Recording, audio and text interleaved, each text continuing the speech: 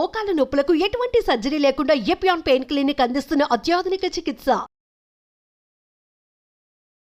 నమస్తే రమగారు. నమస్తే జయ. రమగారు, ఏదైనా మంచి స్టోరీ చెప్పండి అండి. పంచాయతీ కథ చెప్తా. ఈ పంచాయతీ కథ ఇంచుమించుగా పాతకాలపు భాష ఉంది.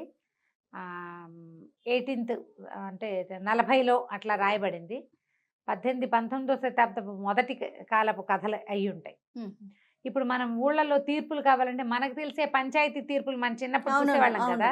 తర్వాత క్రమంగా అన్ని కోర్టులు వ్యవహారాలు వచ్చేసినాయి. అప్పుడు కూడా కోర్టులు ఉండేవి, కానీ కోర్టు వ్యవహారం ఉండేది ఆ రోజుల్లో కూడా.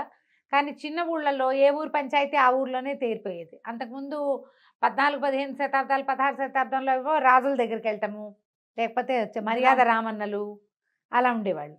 తర్వాత క్రమంగా పంచాయతీ అంటే ప్రభు ఆజ్ఞ అనమాట. ఒక 5గురిని సెలెక్ట్ చేసుకునేవాళ్ళు.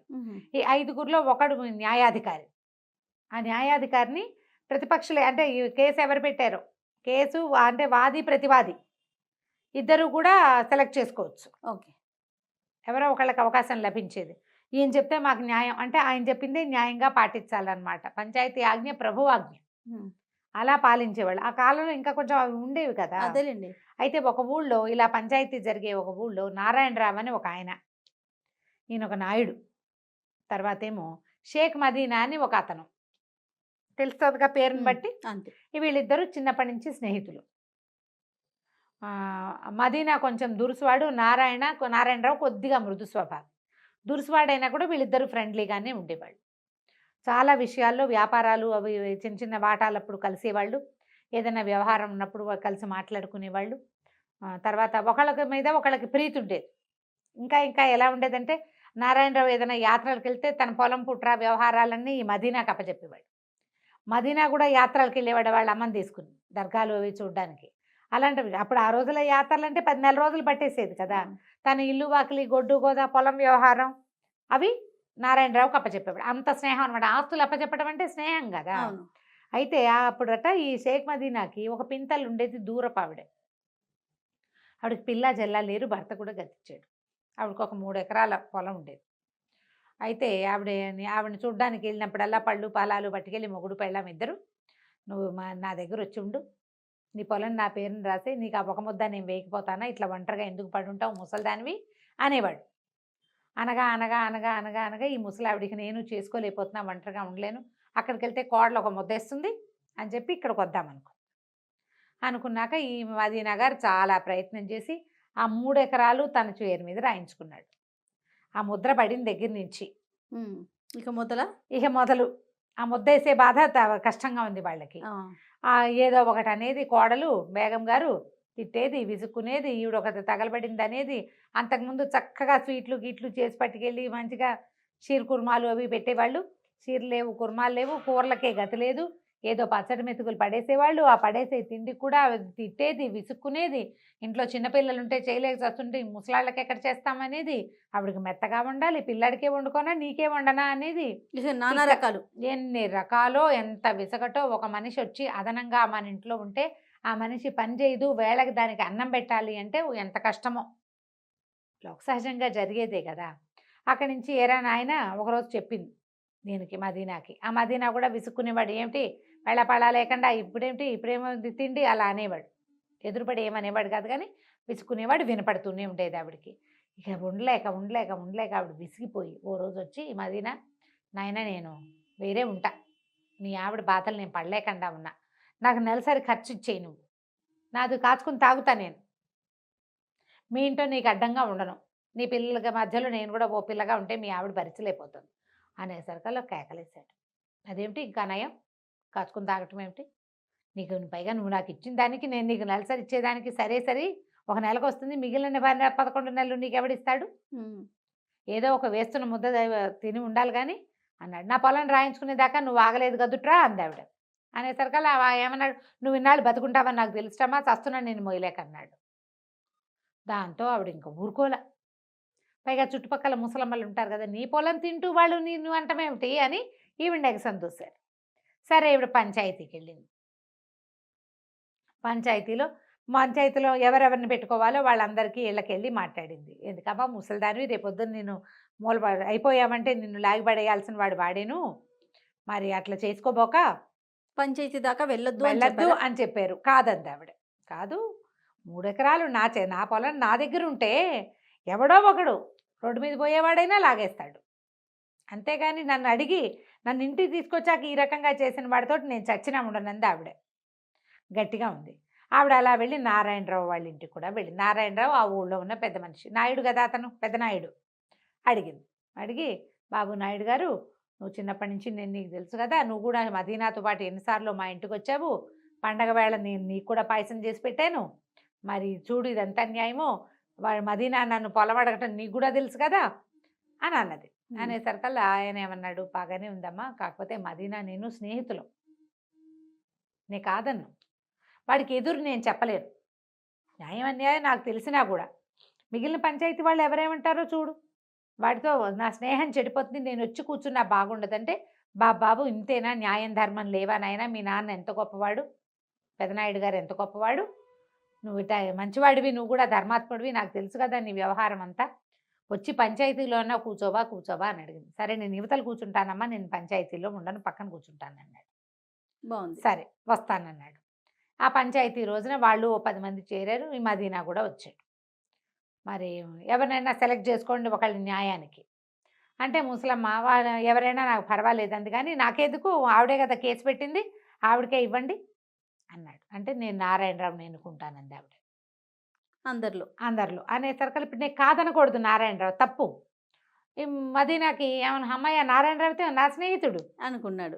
చిన్నప్పటి నుంచి గోళీలు ఆడుకుంటూ పెరిగాం మేము, మనమాటే చెప్తాడు కదా, ఓకే ఎట్లా కొట్లా వాడి దగ్గరే ఉండు, ఇప్పుడు వెనక్కి నీకు 3 ఎకరాలు ఇప్పించాం తూచంటాడు అని నమ్మాడు. ఆ గట్టెక్కి కూర్చునేసరికి నారాయణరావు కనిపించింది, మదీనా నా స్నేహితుడైతే ధర్మం కదా నాకు స్నేహితుడిగా ఉండవలసింది, మదీనా తరఫున నేను మాట్లాడకూడదు అని ముసలమ్మకి ప్రతి నెల డబ్బివ్వు, లేదా ఆమె పొలం ఆమెకివ్వు అని చెప్పాడు. ఇదే చెయ్యాలి. పొలం ఇస్తావా, నెలసరి డబ్బు ఇస్తావా, నువ్వు నెలసరి డబ్బంటే చాలున ఆవిడ బతుకున్నంత కాలం నువ్వు పంచాయతీలో సమర్పించాలి ప్రతిరోజు, ప్రతి నెల పంచాయతీ నుంచి డబ్బులు తీసుకుంటుంది అనేసరికి ఇక తప్పనిసరి అయిపోయింది. ఏ పొలం అయితే ఈవిడి పేరు తన పేరు మీద మార్పించుకున్నాడు, అది కూతురికి కట్నంగా ఇస్తానని ఒప్పుకున్నాడు ఎవరికో. ఇప్పుడు అది ఇవ్వలేడు. నెల ఒక 5 రూపాయలు 4 ఆ రోజుల్లో రూపాయలే కదా, ఓ 3 రూపాయలు తెచ్చి ఇక్కడ పెట్టాలి. ముసలమ్మ ఆవిడ కాచుకుని తాగుతుంది, వాళ్ళతో సంబంధం లేకుండా. ఇక నా ఎంత కోపం వచ్చిందంటే, మదీనాకి దౌరవురా దుర్మార్గుడు, చిన్నప్పటి నుంచి నేను స్నేహంగా ఉన్నాను, ముసలిదాన్ని వాడి దగ్గరే ఉండవమ్మా అని చెప్తే సరిపోయేది కాదు అని చెప్పి పిచ్చి కోపం వచ్చేసింది. ఏమంటే బాగున్నారా అని అలాంటి దాంట్లోకి వచ్చేసారు వాళ్ళు. కనపడితే పలకరింపు తప్ప ఇక మళ్ళీ నారాయణరావుతో స్నేహాన్ని నెరపల. కొద్ది రోజులు కొంతకాలం గడిచాక ఈ నారాయణరావు 2 మైసూర్ ఎడ్ల జతను ఒకదాన్ని కొనుక్కొచ్చాడు. 2 ఎడ్లు ఎంత బాగుండేవో, భలే అందంగా ఉండేవి. అయితే ఏమైంది, ఆ ఎడ్ల జతలో ఒకటి కొంచెం ఓ ఏడాది పాటు బండికి కట్టారు, బాగా తిరిగినాయి, ఊళ్ళో అందరి దృష్టి వాటి మీద ఉండేది, ఎంత అందమైన జంటో అవి. సడన్గా ఒక ఎద్దు కాస్త చనిపోయేసరికల్లా మదీనా అందరి దగ్గర ఫ్రెండ్స్ దగ్గర ఏమనేవాడంటే, నాకు అన్యాయం చేశాడు, వాడికి శాస్తి అయింది, నాదే కొట్టింది, బేగం గారు కూడా అలాగే అనేది, ఇట్లాగే అనేవాళ్ళు వెనకాల మాటలు అనమాట. అయితే ఏమైంది, ఒక్కెద్దే ఉంది, ఈ ఒక్కెద్దుకి దానికి సరిపడా జంటను కొనడానికి చాలా ట్రై చేశాడు, కానీ పొట్టో ఏవి సమానంగా వచ్చేవి కాదు. అయితే ఆ ఊళ్ళో అప్పలస్వామిని ఒక ఒంటెద్దు బండి వ్యవసాయం చేసుకునేవాడు ఒక అతను ఉండేవాడు. పెళ్ళాం అప్పలమ్మ, అతను అప్పలస్వామి. అతను ఏం చేశాడు, ఈయన దగ్గరకు వచ్చి, నారాయణరావు నాకు ఒంటెద్దు బండి ఉంది కదా, పాత ఎద్దు ఎప్పుడో పోయింది, బండి అలాగే ఉండిపోయింది, మరి ఊళ్ళో అంతా మాసోళ్ళు వచ్చినా ఇప్పుడంతా వడ్లను ఇళ్ళకి చేర్చుకునే రోజులు, ఇలాంటప్పుడు కనుక నాకు ఎద్దు దొరికిందా, నేను చాలా హాయిగా వ్యాపారం చేసుకుంటాను అని మీ ఎద్దుని నాకు ఇవ్వండి అన్నాడు. 200 ఎద్దు, 400 పెట్టి తెచ్చాడు, 200కి ఒక ఎద్దు పోయింది పాపం. ఈ రెండో ఎద్దుకి 200 అంటే ఏమన్నాడు, అలాగే బాబు కొంచెం వ్యాపారం సాగనివ్వండి ఇస్తానన్నాడు. సరే ఈ బండి కట్టుకుంటే బండి చక్క పరిగెత్తేది, విపరీతంగా బండి వ్యాపారం చేసుకున్నాడు అప్పలస్వామి. అయితే ఏం చేశాడు, ఎంతసేపు గడ్డి మోపులు మోసేవాడు కానీ 4 పరకలు ఆ ఎద్దుకు వేసేవాడు కాదు అప్పలస్వామి.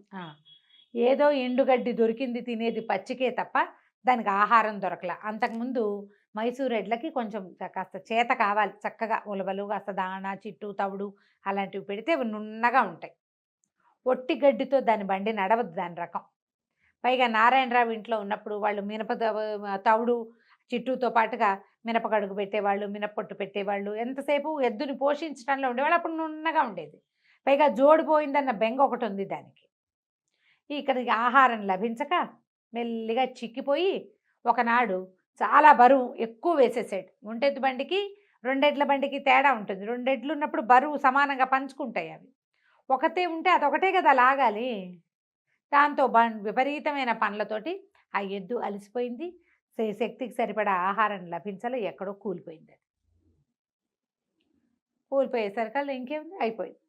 ఎద్దు చనిపోయేసరికల్లా వీళ్ళు ఏమన్నారు, చచ్చుడు ఎద్దునిచ్చాడు నాకు నారాయణరావు అని తిట్టిపోశారు. నారాయణరావుకి ఏం తెలుసు, ఆయనేమో మాసోళ్ళ కోసం డబ్బులు వసూలు చేసుకోవడం కోసం వచ్చాడు. 200 ఇస్తానంటే కదంటే, ఏంటంటే భలేవారు, మధ్యలో కూలిపోయింది, ఆ ఒడ్లు ఇంటికి చేర్చినప్పటికి దేవుడు కనపడ్డాడు మాకు, చచ్చిపోయిన ఎద్దుకు డబ్బులు ఎందుకు ఇస్తాం, మేము చచ్చినా ఇవ్వమన్నారు. పోనీ వదిలేదంటే 200 చేదా, నెలకి 3 రూపాయలు ఒక మనిషి ఖర్చు అవుతుంటే 200 ఎన్ని రోజులకు వస్తాయి, ఎంత డబ్బు. అక్కడి నుంచి అతను వదిలిపెట్ల. ఈ లోపల ఏంటంటే వీళ్ళే ఏదో నారాయణరావే ఎద్దుకు ఏదో చేయించాడని వీళ్ళు, అప్పల స్వామి ఏదో చేసేసాడని వాళ్ళు, ఇలా నానా రకాల మాటలు పుట్టినాయి. పంచాయతీకి వెళ్దామన్నారు. పంచాయతీకి వెళ్దామంటే ఈ లోపల ఏమైంది, అక్కడంతా ముందంతా మదీనాకి శత్రువులందరూ మదీనా శాస్తి అయింది అనుకున్నారు. ఇప్పుడు నారాయణరావుకి ఒకళ్ళిద్దరు శత్రువులు ఉన్నారు. అప్పల స్వామి ఎలాగో ఉన్నాడు. ఈసారి మళ్ళీ పంచాయతీ పిలిస్తే షేక్ మదీనా కూడా పెద్ద మనుషుల్లో ఉన్నాడు. ఈ అప్పల స్వామి ఏమనుకున్నాడు, మదీనాకి ఇదివరకు నారాయణరావు ఎదురు తీర్పు చెప్పాడు.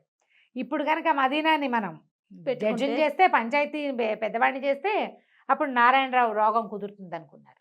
అనుకుని మదీనాతోటి మాట్లాడాడు. బాబు నువ్వు నాకు పంచాయతీ పెద్దగా ఉండమంటే, పంచాయతీ గట్టు ఎక్కుతుంది ఒక పెద్ద వేప చెట్టు, దాని కింద వేసిన గట్టు. ఆ గట్టు ఎక్కుతుంటే మదీనాకు అనిపించింది, నారాయణరావు ఎవడు, నేనెవడు, ఈ అప్పలస్వామి ఎవడు, న్యాయం ధర్మం కాదు ఉండాల్సింది. మంచిగా ఈ గట్టు అంటే ధర్మం, ఇది ఎక్కటం, ఒకడికి ధర్మం చెప్పడం అంటే నేను ఆలోచించడం ఏమిటి, ధర్మం ఏది చెప్తే అదే చెప్పాలి. అటు మెట్లెక్కేటప్పుడు ఉన్న నవ్వు తిరిగేటప్పటికి లేదు, మెట్లెక్కి ఇటు తిరగాలి కదా మన వైపుకి. మనం గట్టుకి మెట్టెక్కి ప్రజల్ని మొహం చూపించడానికి ఇటు తిరిగాడు, ఇటు తిరగంగానే బిగిసిపోయాడు. నారాయణరావు ఎద్దు అప్పలస్వామి తీసుకున్నాడు. ఈ 1-2 నెలల నుంచి అతను ఎంత వ్యాపారం చేశాడో ప్రపంచానికి తెలుసు. ఎద్దు చనిపోవడానికి కారణం, ఇప్పుడు పంచాయతీ వాళ్ళు కూడా 2 రకాలు చెప్పారు. ఎద్దటాకు చచ్చిపోయింది కాబట్టి నారాయణరావు కొంత బేరం తగ్గించుకుంటే బాగుంటుంది 200 కాకుండా అని. ఎద్దు చచ్చిపోవడానికి అప్పలస్వామే కారణం, వాడిని శిక్షించాలని రెండోది. ఇతను చెప్పాలి అసలు తీర్పు. అంతకుముందు ముసలమ్మప్పుడు కూడా అంతే, పొలం ఇస్తావా ఈ అమ్మాయిని పోషిస్తావా అని. అయితే ఇతను ఏమన్నాడంటే, ఎద్దు చనిపోవడానికి నారాయణరావుకి సంబంధమే లేదు. 2-3 నెలల పాటు ఎద్దు మీద వ్యాపారం చేసి డబ్బులు వెనకేసుకున్నవాడు మొదటి నెల డబ్బులు రాగానే నారాయణరావుకి ఎందుకు ఇవ్వాల? ఎద్దుకు ఆహారం పెట్టకుండా చంపేసినందుకు మనకు సంబంధం లేదు, ఆ పాపం వాడిది. దాంట్లో ఎవరూ భాగం తీసుకోరు. నారాయణరావుకి 200 కట్టి తీరవలసిందే. పంచాయతీ చెప్తే ప్రభువు చెప్పినట్టే అంతే. ఈ పంచాయతీ గట్టు దిగిన ఆ మదీనా వెళ్ళి నారాయణరావుని కావలించుకున్నాడు. నన్ను క్షమించు, ధర్మంలో ఉన్న విలువ ఏమిటో గట్టెక్కాక కానీ నాకు అర్థం కాలేదు. ఆనాడు నువ్వు నా వైపు వహించలేదని నేను అనుకున్నాను, ధర్మం వైపు వహించావని నాకు ఇవాళ అర్థమైంది అని చెప్పి అప్పటి నుంచి మళ్ళీ స్నేహంగా ఉండటం మొదలుపెట్టారు. ధర్మానికి ఉన్న విలువది, దాని వైపు నిలబడ్డవాడు కాలక్రమానైనా వాడి ధర్మం ఏమిటో మిగిలిన వాళ్ళకి అర్థమవుతుంది. బాగుంది కదా, చాలా బాగుంది రమ్మగారు. నమస్తే. నమస్తే.